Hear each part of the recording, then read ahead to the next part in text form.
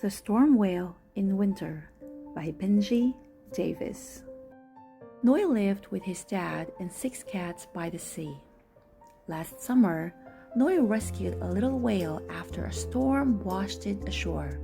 He and his dad took it back to the sea where it belonged.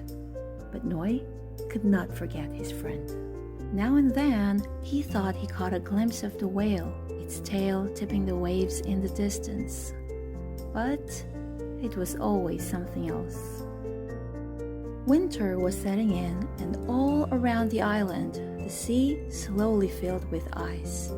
Noy's dad took one last trip in his fishing boat. But when darkness fell that evening, his dad was still not home, and Noy began to worry. Noy watched and waited and watched. Suddenly, he saw something out at sea. It was his dad. It had to be.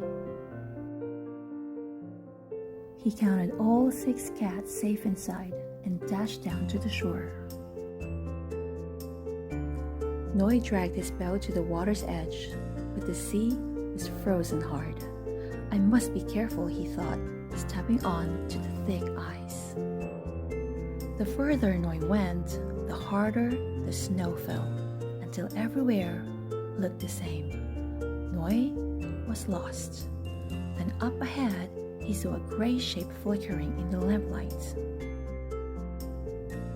It was his dad's boat stuck in the ice. Noy quickly clambered aboard. "Dad?" Noy called, but his voice echoed.